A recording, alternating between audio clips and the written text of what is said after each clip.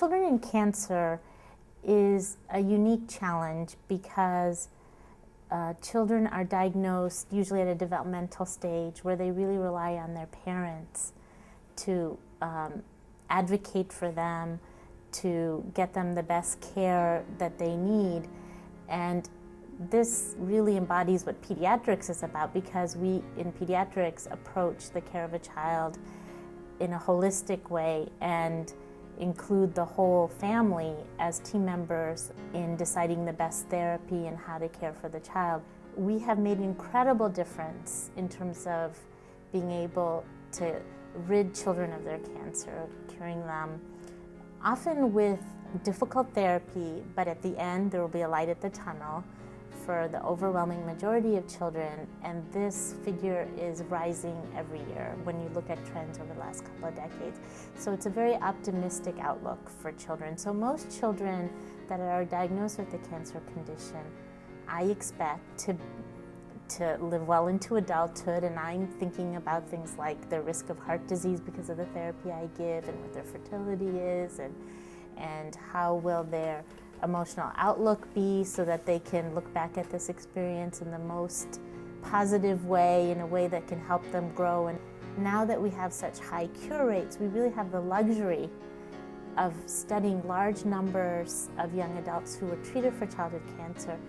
And so the good news is that they're living long lives at very high rates. The unfortunate news that we've learned is that the therapy that was needed to cure the cancer often had unwanted toxicity on other organs. And that means that these individuals need special monitoring and special care after the therapy is even done to keep them well and to prevent new problems from starting or to catch new problems early. Some of the decisions that come up early on in terms of survivorship is deciding the therapy that has the greatest likelihood of cure with the least side effects. And that decision is made very carefully based on research studies that have been done in other children, what's important for quality of life for each child. So, for example, we encourage sperm banking for adolescent boys, because we're thinking ahead to when they're in their late 20s and 30s and have moved beyond whatever cancer episode they had and are thinking about starting their family. We know that chemotherapy and radiation therapy can cause learning problems. We know how to screen for these problems with neuropsychologists and learning experts. And then we know how to design learning plans that can help them meet their full potential. There's another study that was published recently that surveyed survivors and found that they struggled more with intimate relationships with partners in terms of not having such relationships or feeling unease during those relationships. Again, I think it's very important to be aware these things can happen, because both parents and clinicians can help monitor if this is going on and help the survivors. So, for example, someone who had cranial radiation during adolescence should be screened for growth hormone deficiency, because there's a small window in which growth hormone therapy can help someone with short stature or who's at risk for short stature. But once one begins adolescence, the growth plates close and it's too late to make a difference. So that history of cranial radiation would then trigger growth hormone screening at a certain stage in your life.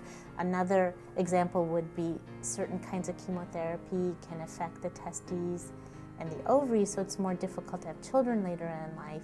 So a young person who wants to plan their family in their 20s, who has had these types of exposures, would go to a reproductive endocrinologist earlier rather than later in trying to have a family, so that they can get whatever help they need early on when it's most likely to work.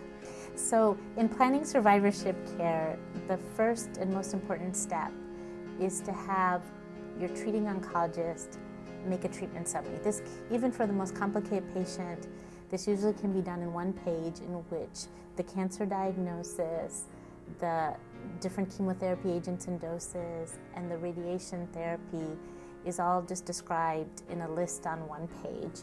And then this can be the basis of formulating follow-up plan for what screening is needed at different life stages. One of my insights in taking care of children with cancer and really specializing in the area of survivorship is that I've come to appreciate that while no one would choose to have cancer because so devastating, that yet it's interesting as I watch these children grow up that I can see how this very difficult experience in fact made them stronger, often made their family stronger. It helped them learn earlier on in life what is truly important, that people are important. I find these young people most of them speak about how they want to choose life careers where they can make a difference. And so these are very special individuals who come through, find the light at the end of the tunnel, and inspire the rest of us.